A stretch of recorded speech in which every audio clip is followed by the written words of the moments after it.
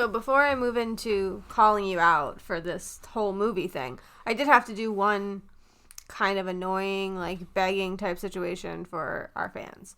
So what you don't know is currently our ratings on Apple Podcasts is 59. There is 59 ratings.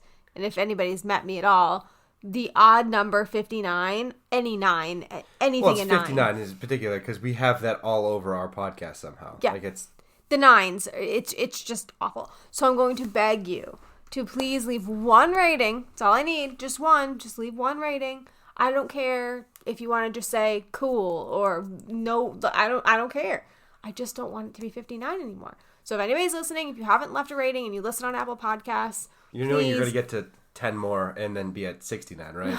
Just please help me because it's driving me nuts every time I look it up. So I needed to get that out of the way. Just all right. And why are you calling out for this movie?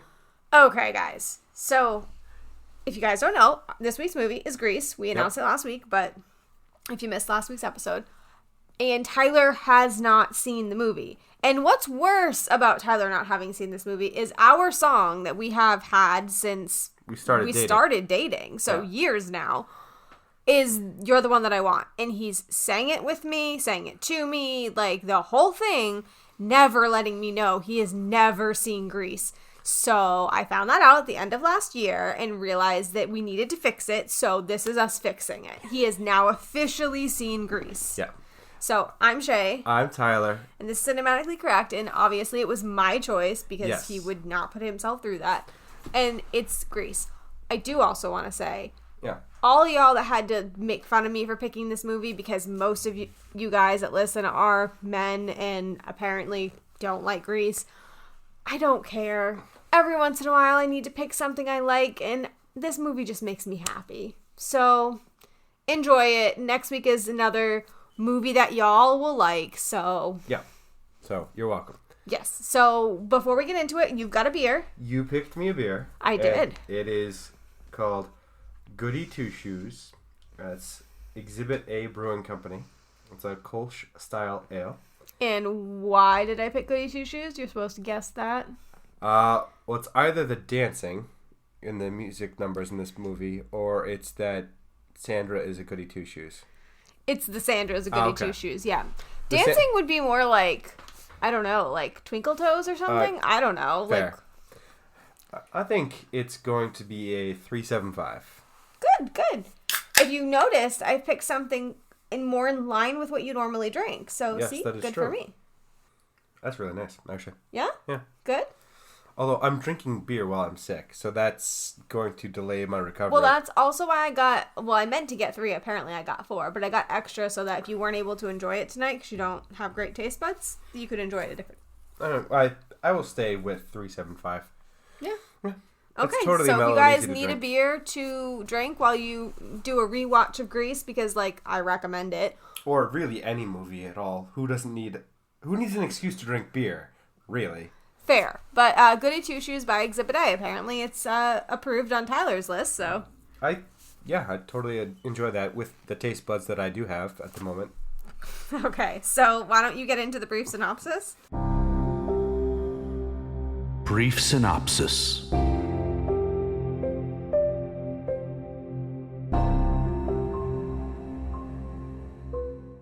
Brief synopsis. This movie is a musical about high school in the 1950s, young love, and car racing. That was the quickest brief synopsis I have ever heard. It was a brief synopsis. Okay, then. All right, so we'll get into the cast. John Travolta is Danny. If you guys don't know John Travolta, I don't know where you've been living. But I think at the time of this movie, he was most known for Saturday Night Fever. It began filming 4 days after, but this movie was cast first, so, whatever. But he plays Danny. He is a greaser, I guess. Yep. Grease, so whatever. A bad boy, but also obviously has a very soft side. It's the bad boy with the heart of gold. It's the bad boy that everybody wants. That's why all of us women go for the bad boy, because we think that's the one we're getting when we're not. We're not getting it. You're never getting that one. No, we're not getting that one. But that one is not a thing. It's not a reality. Right. So basically, like, blame Grease for like all of my romantic troubles. Blame all Hollywood tropes. Basically. For your failed love life. Yes. To this point. But yeah, so he met Sandy at a beach. They didn't expect to ever see each other again, and they ended up at the same high school, and it's just them kind of navigating that. Yeah. Olivia Newton-John plays Sandy. I mean, I think most people know who she is, but really sad that she has been diagnosed with cancer recently. Yes. And actually used the leather jacket and the leggings. She donated that funds that she got from auctioning it off. I think it was like $405,000. Yeah, it was to cancer an research. obscene amount of money for a jacket and pants. But it was the Grease jacket and pants. Grease jacket and pants. But yeah, she's... Also, oddly enough, she was in a crossover we just did from the Washington Post. Yeah, you're going to bring that up, and we're still not going to know what the song was that we didn't believe. It's Physical. Let's get physical. Exactly. Physical. Yeah, so we're doing the crossword, and we both sang the song, and then you said, you think it's Olivia Newton-John? And I'm like, no way she sings that, and she does. Yeah. So if you're wondering, she does. Oh, yeah. But anyway, Stockard Channing plays Rizzo. So you're going to tell that story, so go for it. So she's Abby Bartlett from The West Wing. She, in fact, is. She is also the mother in The Good Wife. Yes. So she's in a lot of things that we have seen. She is, and you can definitely tell she's Rizzo. Yeah. Like, both shows, I'm like, I know that woman. I know her. She's Rizzo. Yeah. So she's still wonderful. She's fantastic. So Rizzo is basically my spirit animal, and is like kind of the bad girl of the group. She's the head of the Pink Ladies, and she's kind of just... She's basically the female version of Danny. Yeah, basically, because he's the head of the T-Bird. Yeah, exactly. So, yeah. It's the exact opposite. It's the exact pairing. Yeah. I'm not going to go through all of them, but I did want to mention Jeff Conway. He plays Kanicki. Obviously, he's passed away in 2011. He was addicted to painkillers because of this movie. I don't know if he died of drug addiction or I'm not sure. I would imagine that probably did. That's what I thought too, but I don't know.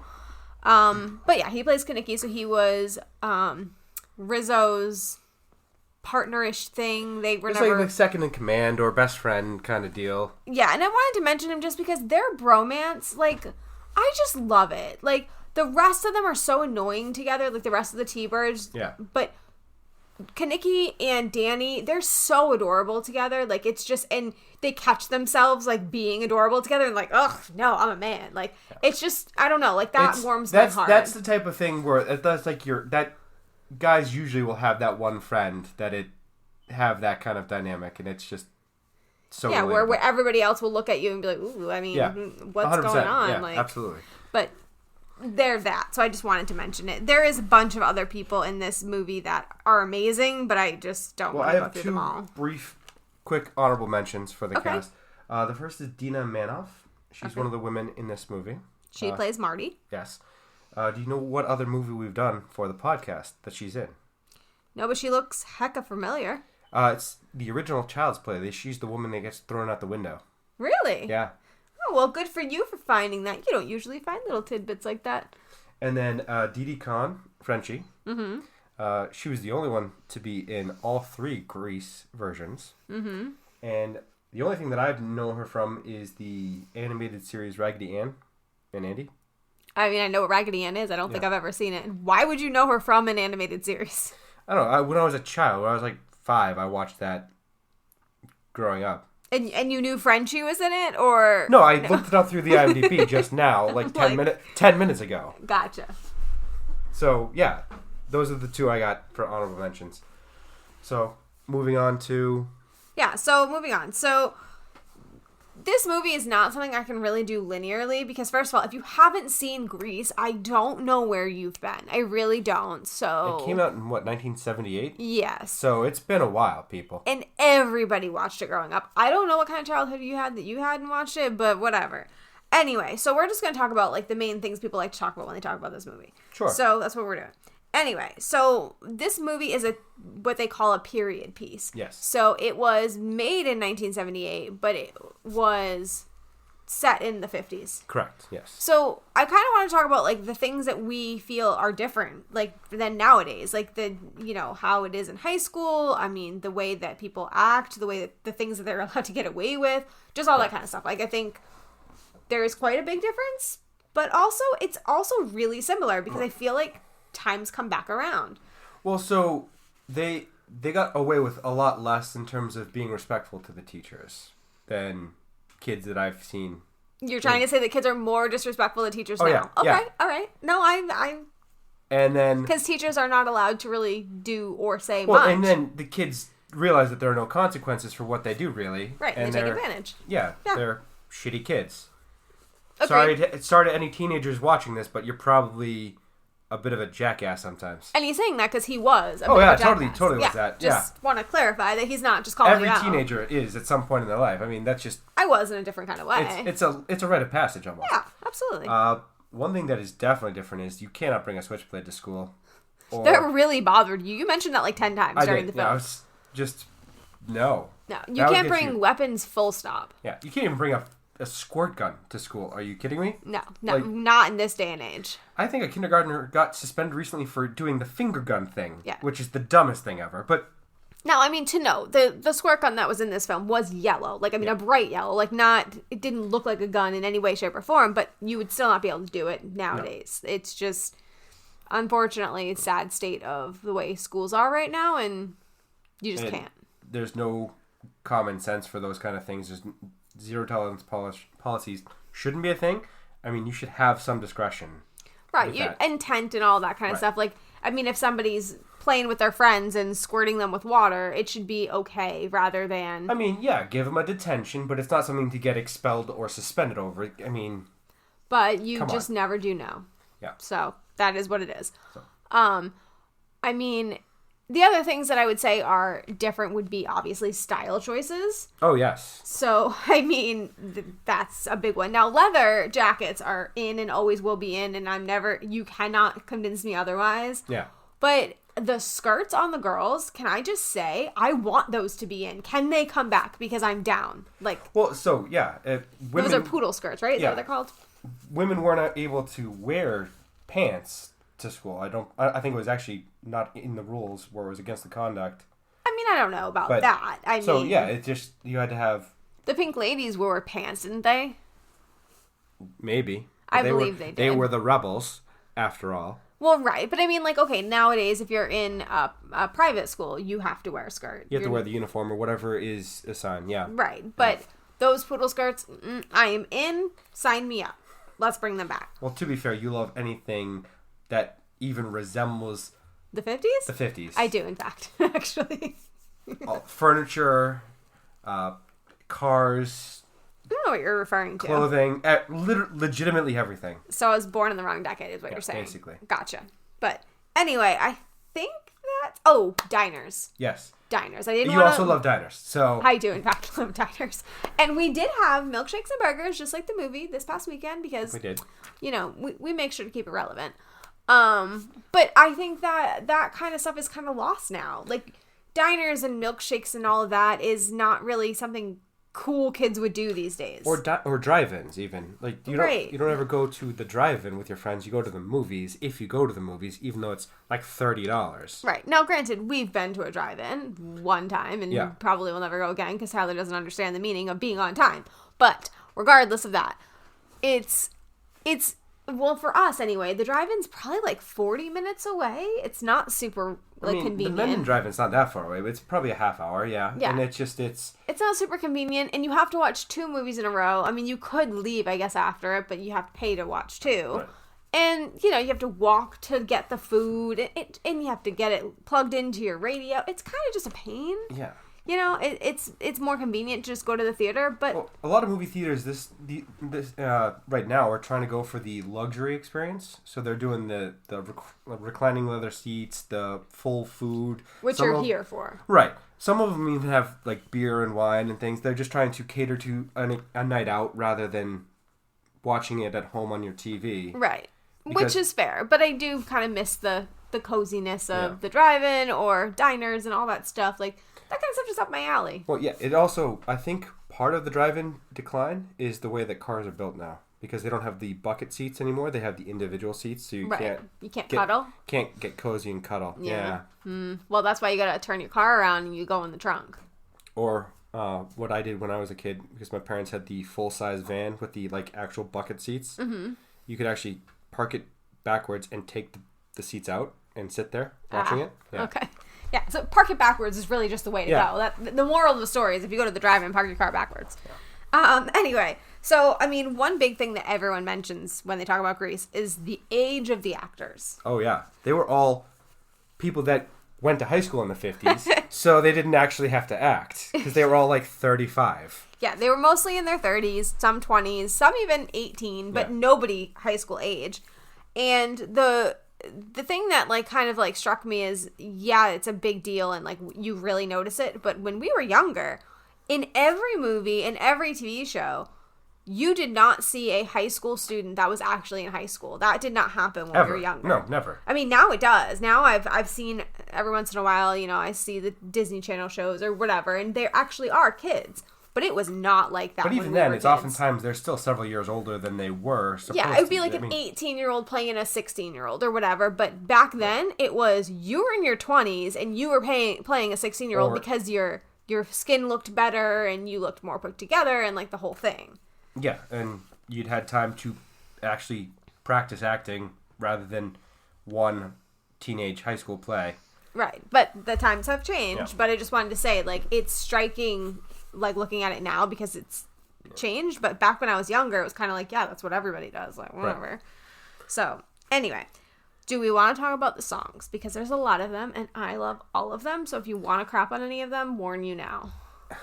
We can talk about the songs. You're going to have to do most of the heavy lifting here because I know a couple of them, but okay, so the song you found most problematic, I would say, would be Grease Lightning. Yes, there was a lot of rather dated, to use the polite term, dated terminology and language. Okay, but my question about that is, have you ever like listened to like rap music or any of that? I mean, it was not more vulgar than that. Oh no, but I don't listen to that either. I mean, so but people do, and young people do. That's fair. I mean, I do listen to things with swearing in it, but it's generally not... The chicks will cream? Yeah, or get lots of tit. It's so funny that this stuff bothers you. It doesn't bother me. It's just, it's completely unnecessary. Like, okay. I think it's just guys being guys. Like, I think it's supposed to be, like, the whole, like, buddy, like, they think they're so cool type guy. Oh, it's the false bravado of the guy talking to his friend saying, oh, look at how much action I have, when they realistically had no action at all in high school because half of the T-Birds were basically the AV club. Well, okay, so then look at Summer Lovin'. It's very clear that what he says versus what she says, he's saying, like, she got friendly down in the sand. Yeah. And she's like, we stayed out till 10 o'clock. Like, I mean, it wasn't... Well, he's implying things that likely are, in some respect, true, but he's pushing your imagination. He's saying, we got friendly, when they probably sat down on the beach and had a picnic. Right, or maybe they kissed, but, like, he's making it sound like they went all the way, and she's making it sound like they had, like, a nice, respectable date. Yeah. So... There was a lot of that. You know how the truth goes. There's your version, my version, and the truth. So right. That's how that was going. But anyway, you can't not like Summer Lovin'. No. Like, speaking of Summer Lovin', just because I'm going to put this out there because I'm going to forget, there's apparently a sequel or prequel or something cool coming out in 2019 called Summer Lovin'. Oh. So, just putting that out there. Don't know anything about it. Just saw it on Wikipedia, so... Who are they having... No idea. ...as the cast, because... Because they're too old to do it themselves? Yeah. Yeah. Like, even with the fake aging CGI from The Irishman, their voices aren't going to work for that. Although, Stalker Channing should be, like, the principal or something. Yeah. Like, I'm down for that. So... I mean, I feel like we're morally obligated to talk about I'm Sandra Dee. Look at me. And then also... Our Song. Okay. How do you not talk about Our Song? We have to. Okay. So, Sandra Dee. Yes. So, that song, the one interesting part of that song is, I don't remember the first person, maybe you do, but in the song, there was somebody that was supposed to be referenced in it, but he was murdered, so they took it out to, you know, obviously pay respects, and they put Elvis Presley in, and then the day it was shot, Elvis Presley died. Yeah. So that's just crazy to me. Like, I didn't know that until I researched for this movie, but like that. Also, they had respect for the other person, but not Elvis Presley. So well, but he died the day it was shot, so they probably already had like actually done it before they found out. Because I mean, this was back in the 70s. The internet was not a thing. I was gonna say news didn't travel as fast as now. It wasn't instantaneous. Right. So anyway, I just found that really interesting, and also they could have gone back and shot a new version without him or something. I don't know, but it's kind of a weird. But I mean, that line, "Keep your pelvis far from me," is just a great line. So I mean, it works. It works with Elvis Presley because it rhymes with pelvis. Right. So now I do want to say, because I know there's people out there that will bring it up and that we didn't mention it, but there are some questionable parts of this song. A second meaning to the song, while the song is supposed to be kind of showing how Sandra Dee is kind of a prissy and a goody two-shoes? A goody two-shoes, as the beer would say. And they're making fun of her for that, and they're kind of showing the heartthrobs and, you know, how even that can't tempt the goody two-shoes. Right. There was also an underlying thing that they were showing, that some of these men had been proven to be gay, that they were showing, and they were making fun of her that these heartthrobs or whatever couldn't even entice her, and they couldn't even entice their own other women. Right. And it's supposed to be making fun of gays as well. There's also another gay joke, or another there's another gay joke in the Summer Lovin' where Rizzo says, and he sounds like a drag, and the original line was, and he sounds like a FAG. Yes. So I wanted to make sure I put that out there. That's horrible. We don't condone that. Just because we like the movie does not mean we condone that. There are a lot of things in that time period that we would not agree with. But I needed to mention it, even though keep not your something... filthy paws off my silky draws. Well, I'm down with that line. Yo, okay. You say it all the time. Like that's 100% your line from this movie, and you say it all the time. Yes, and that is a perfectly okay line to repeat. Yeah. So I just wanted to make sure we got the uncomfortable stuff out of the way. Right. Now on to our song. Okay, what do you want to say about our song? Well, it's our song. It is our song. So it's the one that I want. It's... Ooh, ooh, ooh. Yeah, that one. Now, I like the song for a lot of reasons. I mean, one, I like the whole, like her kind of being the one that pulls him along, and, you know, he's kind of chasing after her, like that whole thing. And also she's trying to say, you're going to have to step up, man. Like, right. You better shape up because I need a man. Like, I love everything about that. Plus, it's catchy AF. Yeah, it is. It's like, really catchy. I just, like, what is there not to like about the song? Now, Olivia Newton-John kills it. So, it's just everything. Exactly.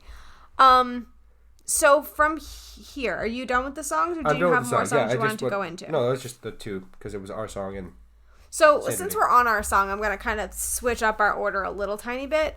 One thing that people really talk about is relationships in this film. Yeah. And the fact that a lot of people claim, which I disagree with, I'm going to say that right off the bat, is that Sandy changed herself for Danny. And the moral of this film was basically that in order to get the guy you want, you need to change yourself. Right. So the reason I did it after the one that you want is because this is the song where she reveals her change. So as somebody who is seeing this movie for the first time, yes, I need to ask, did you feel that she was changing herself for Danny, and that was like the moral of the story, was that you need to change yourself to get the guy? So she did change herself, but I don't feel that's the moral of the story. I thought the moral of the story is that they're both young and in high school, even though they're 30. They're supposed to be in high school. And everyone has that high school young love experience where you want the other person desperately, you need them to like you, so you start changing things or doing things that you wouldn't normally do.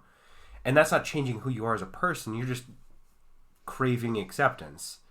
And I do feel like that does temper as you get older, and while you do still want to have a common connection to the person that you're with, that it's more about accepting the other person for who they are rather than trying to conform to their image of you or your image of yourself for them.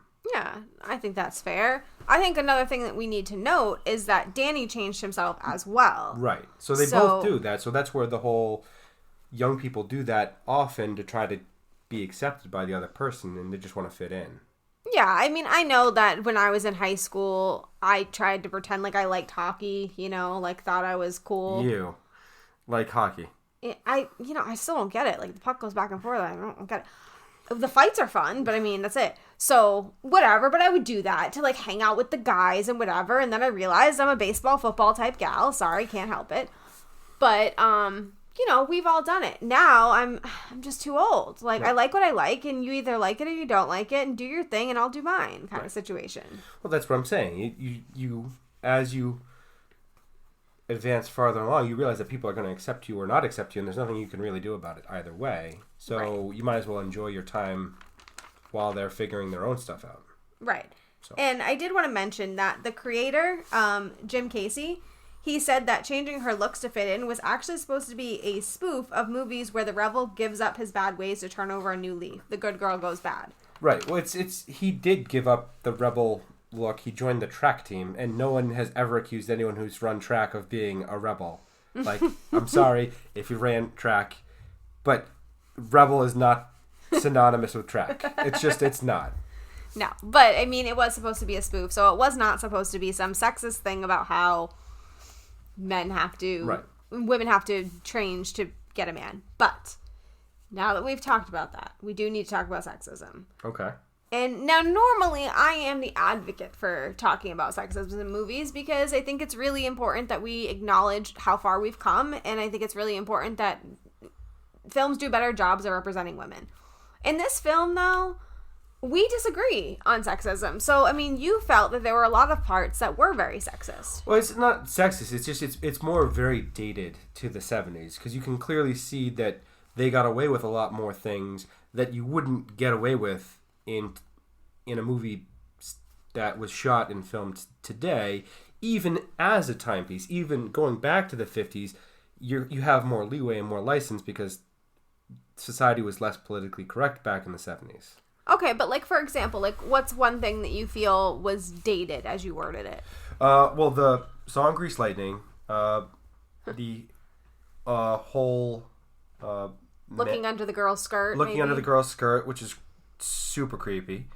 The whole trying to go in for second base without talking to her first or even having a conversation about just like going for the boobs over the top, rookie move. But just...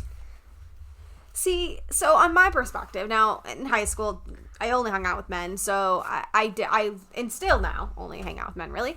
I listen to the guy's side of how things go down. And, it's funny because it's never the way that a female perceives it, ever. And I felt like this movie was kind of making fun of how men perceive their interactions with women, how they think that they're getting away with all this stuff. Like, when the guy goes under the girl's skirt, like, he thinks he's getting away with it when the entire place can see what he's doing. So, like, I feel like it was making fun of the fact that men think they're these big hot shots and they can do whatever they want, but, like, no, you can't. First of all, the girls... You're not being as subtle as you think you're being. Right. And the girls in this movie really are bigger badasses than you are. So, like, you're not getting away with it. You're only going to look like an idiot. I mean, when Danny acted like a jerk to Sandy... It wasn't Sandy that ended up looking like an idiot. He had to come crawling back to her. Right. So, like, I just felt like it was more making fun of the men than it was the women.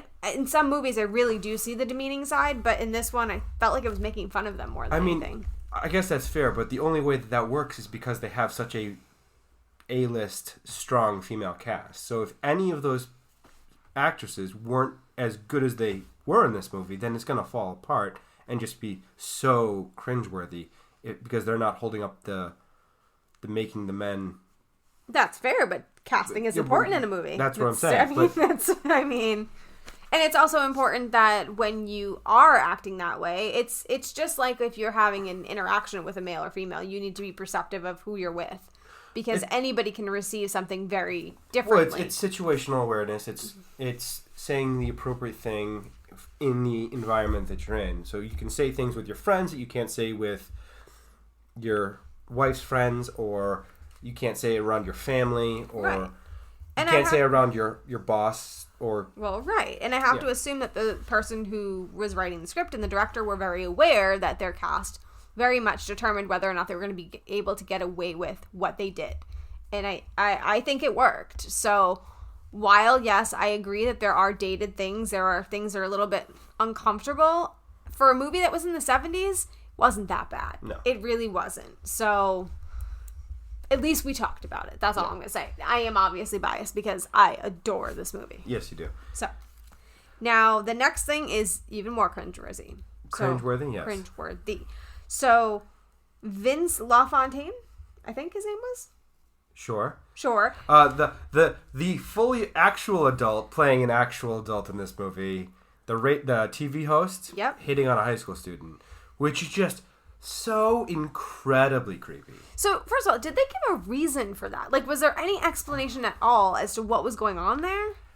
No. It kind of just was there, and he's like, hey, you're 15 or 16 or whatever it is, and I'm 30. This is normal?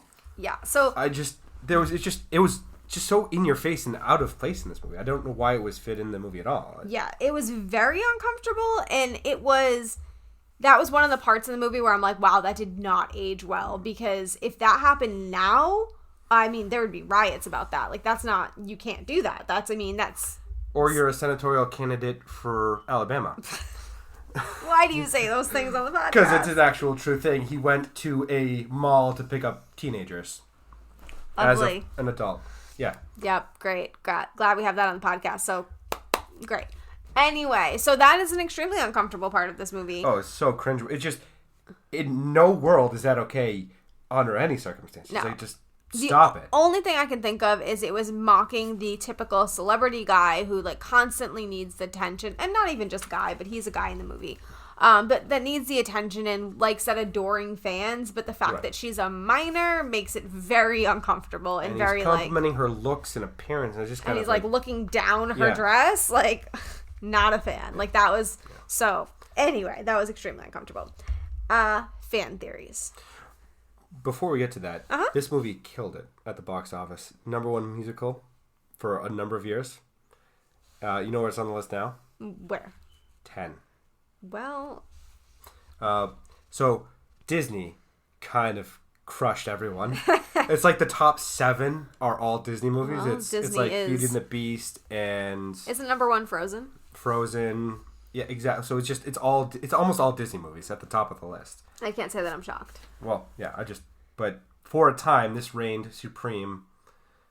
I mean, it beats Cats is all I'm going to say to that. And I haven't seen it, but I've heard atrocious reviews. Yeah, so. It beats that. So there's a lot of musicals that are not good. Yes, and Cats is probably one of them. Although, I kind of want to see it just to watch, like, the train wreck, you know what I'm saying? Oh, it is going to be a train wreck, but we're getting way off topic. Way off topic. All right. Anyway, fan theories.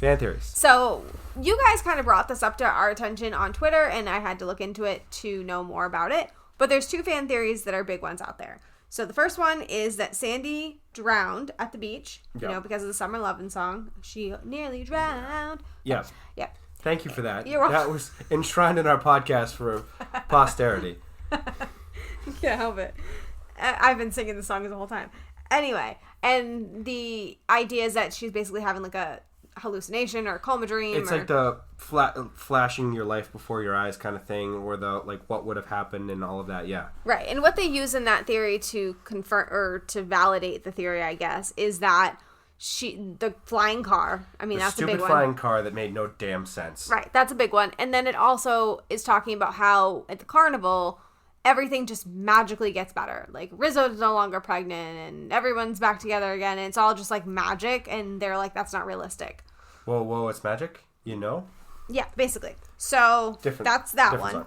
And before I ask your opinion on them, I want to say the other one. The other one is that Danny died at Thunder Road, and that it's kind of his whole dream of it, and their reasoning for that is that Sandy is, you know, the goody two-shoes the whole movie, and then after Thunder Road, she becomes his dream girl, like what he would have wanted. And so, well, how would he have died at Thunder Road? Just a car crash? That's what they say, that he died in a car crash. So anyway, what are your thoughts on the fan theories? I mean, if I'm judging the both of them on, you're judging as a whole. Do you think they're plausible? Do you think it's possible? Well, I think the Sandy drowning is plausible. You do? I would say more plausible than Danny dying at Thunder Road, although both of them could have happened. The flying car just drove me freaking batshit nuts. It's like a 10-second end of the movie. I don't care. Ruined everything. Movie is terrible because of that one scene. I'm done. Sold. No, thank you. No, that's not how that works. It just, no. Yeah, so I can totally buy them, but I don't think that is what they intended when they made the movie. No, the writer had come out at one point and stated that is not the case. I know that John Travolta in 2018 also made a comment about it saying, it's really fun to think about that and I don't want to take away the creativity of the fans, but I was there during the filming and I know the intention and that wasn't it. Yeah. So, you can have fun with it. With a lot of family-friendly movies, it seems like the internet tends to, find some, dark way to, make some theory about it, so... It's not even that. People like tying things together. People also like feeling smarter than the average person. That just gives you a sense of superiority and satisfaction. Do you know that from experience, or...? So, thank you for that. You're welcome. No, people like conspiracy theories. There's I love conspiracy theories. I'm down for them, but it doesn't make sense was shot by here. other people. There's Jeffrey Epstein didn't kill himself. All is that a conspiracy theory, or is that that's facts? actually fact. That's 100% fact. But there are. I got what you're saying. I got where you were going. There are random things. There's a Loch Ness monster. Well, there is. Just 9/11 was an inside job. All of those things are. Yeah, there are a lot of conspiracy theories. Aliens out there. at Roswell. Yeah. But we could just be a little side project for the dude. So, thank you, little Dickie. I can't help it. Anyway, we're getting off track. That's not the point. Anyway, I think that the fan theories are really fun, but at the end of the day, this movie is not that deep, and I think that the flying car was just that, a flying car that made zero sense, and it just is what it is. I want to smack the director in the face for that stupid damn scene. Right. But it would have been fun. But if that were the case, Grease 2 would not be a thing. So, just saying. Anyway, we need to move along. So, History Minute. Tyler's History Minute. All right. Tyler's History Minute.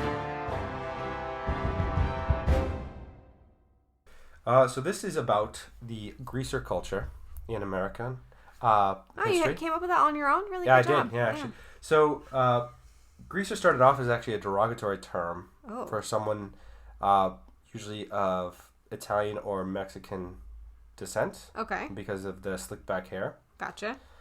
It evolved out of World War II. A lot of it had to do with motorcycle clubs and the rebel without a cause type devil may care attitude. Does the name come from the hair? It does come from the hair. So the greaseback hair with all of the different hairstyles. There's the pompadour, the duck's ass. I'm sorry, what? Yeah, Did you say the duck's ass? Yeah. As in his buttocks? Yeah. Okay. That's what the Folsom, which is for Folsom State Prison. Oh, okay. Yep. Yeah, so all of that. It really centers around the greaseback hair, leather jackets, motorcycles, hot rods, just flying in the face of establishment. Very centered around doo-wop music. Mm-hmm. And it kind of has died out in the United States, but it's still thriving in Japan, apparently. Okay. And there's this... And why do you know this? Well, there's this really iconic picture that's going around on the internet of a bunch of these greasers from Japan, I think at a funeral or a cemetery for one of their friends. And there's this guy with the greased up hair that is 3 feet tall. The hair is 3 feet tall. So the hair is almost my size? Yeah, it's the dumbest haircut and hairstyle I have ever seen on a person. Because he's basically bald, and then he has 3 foot hair. So what I'm hearing is you're going to post it on Twitter, and then I'm going to retweet it so everybody can see that, because we all now need to see the hair. If you haven't seen it, you're missing out, because it's a treat. Now, did you find out about that because of this movie, or? No, it's been circling the internet for forever. It's been... Oh, well, apparently I just slept on that. Dark corners of the internet, Reddit would be my guess. Yeah, well, that's where you spend most of your time between Reddit and TikTok. So, all right. So that's my History Minute. Wow. Well, it was not as anemic as usual, but still a little small. Well, next week I will fix that. Next week the whole podcast is going to be a History Minute. Yep, basically. Anyway, audience asks. Yes, audience asks. Audience asks.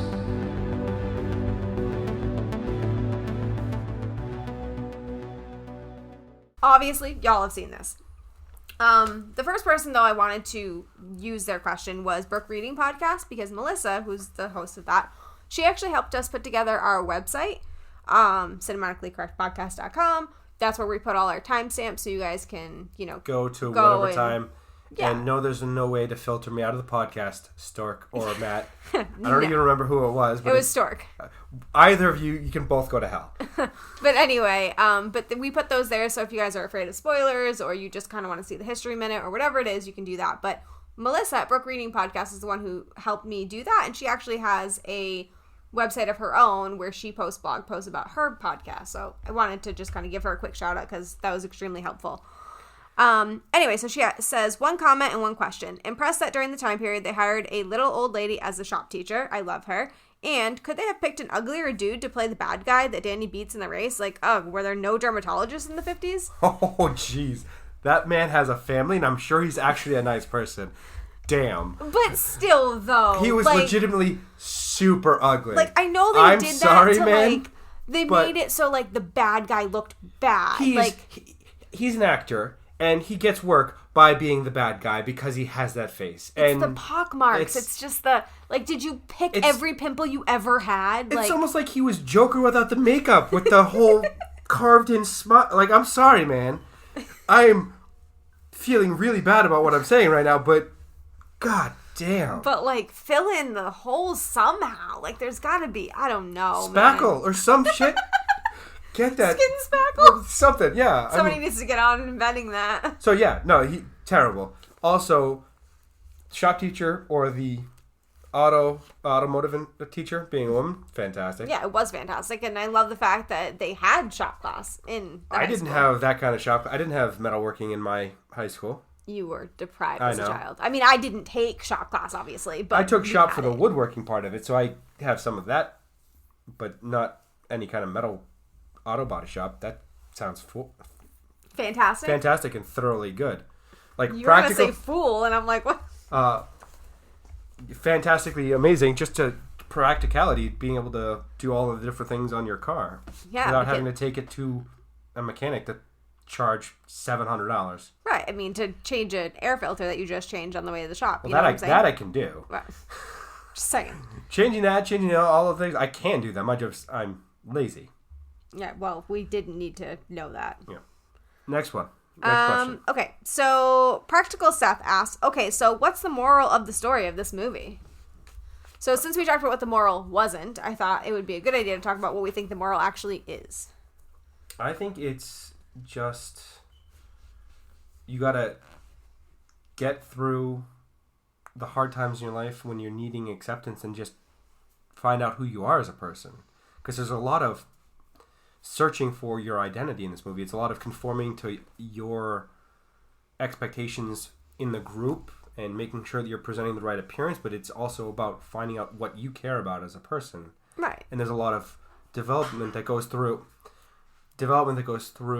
high school and college these days, where you have to identify who you are and what you stand for. Yeah, I agree with that. I think that finding out who you are is kind of the main focus of this movie, is kind of being true to yourself. Because, I mean, the big part that I think of is Danny and how he, he's one way with her at the beach, then he sees her with the guys and he, plays this macho man persona, and then you see him go groveling to her.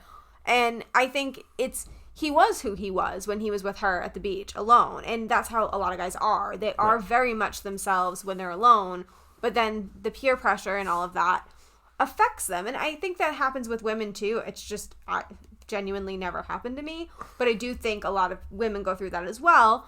And it's about learning to be yourself regardless of the peer pressure and all of that. And I think it's a good lesson for high schoolers to learn, because I think that's the biggest time where you're really searching for who you are. Yeah. That is an important lesson, it doesn't matter what people think of you. It matters what you think of yourself, and that you are happy with how things are.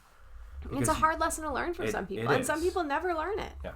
So, I mean, but I think it's a good lesson, and it's a good moral to have of this movie. And then if you do figure out who you are and you're true to yourself, then there's always a happy ending, situation. Right. I think that's the whole riding off into the sunset, literally. In a flying stupid car.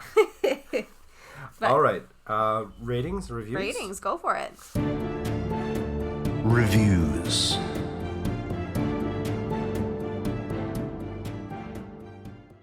So, you're not going to like this. Yeah, well, here we are. So, Rotten Tomato has it at 75. Well, they're wrong, so. Audience score of 87. They can just... That's I got a bunch of men that were forced to watch it by their wives/girlfriends, and they mad about it, so they took to the internet. That's what that is. So I'm going to let you go first. Because you're going to be mad about it. Got it. All right, well, I was going to give it a 9.5 because you know what? Nostalgia, first of all.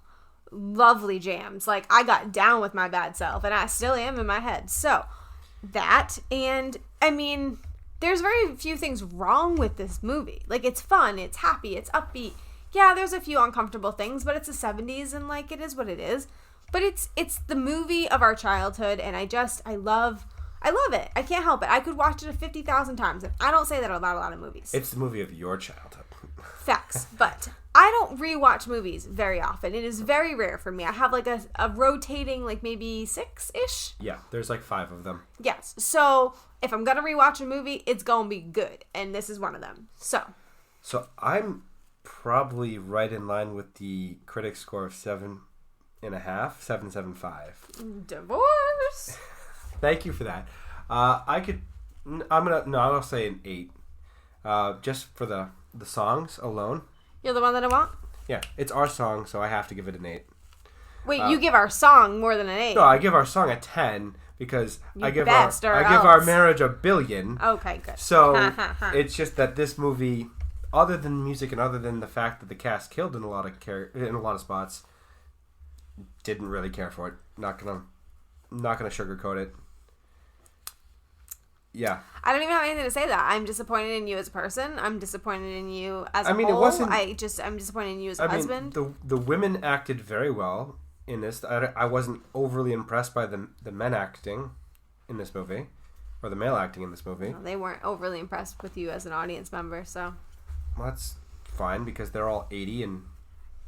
I don't think John Travolta's 80. I'm pretty sure...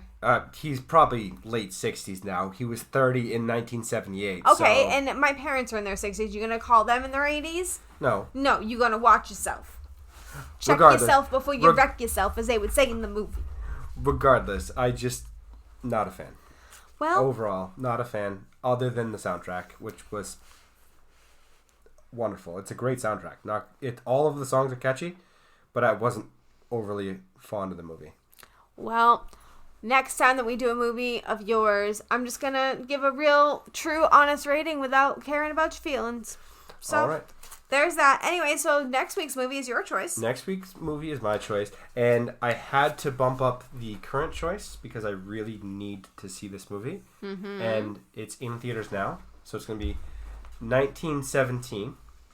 Okay, I'm sure nobody is shocked by that at all. Probably not. And for those of you who don't know, it's about World War I, and I am thoroughly excited. It's gotten quite a wide critical acclaim, to my knowledge. Everyone seems to be raving about it, so I'm so excited. And don't worry, February is starting next week, and we will be doing chick flicks. Don't you worry, it's coming. But I have to let Tyler do his thing, so here we are. He's doing his thing. So anyway, that's it for this week. If you want to talk to us outside the podcast, I'm at Cinematically C. Tyler is Blame Tyler CC. I was going to say I'm at Blame Tyler CC. Oh, like what the heck? You just cut me off. That's incredibly rude. You're welcome. Email is cinematicallycorrect@gmail.com. We do have a website, cinematicallycorrectpodcast.com, where we post timestamps. You can also sign up on that website so you can get notified when we posted the timestamps. You just put in your email, hit subscribe, and it'll let you know. It also tells you when we post the episodes, which is always Wednesday-ish. Usually. Wednesday-ish. We try for 9. Sometimes it's a little bit later in the day because now Tyler is home on Wednesdays. So he sometimes likes to procrastinate and edit in the morning. Well, it's also things happen. Like we were both sick this week and things just come up sometimes. So things happen, but we do our best. And yeah, so that's it. So thank you to Jake Adothis Music for our intro and outro music. And we'll be back next week with 1917. Thank you for listening.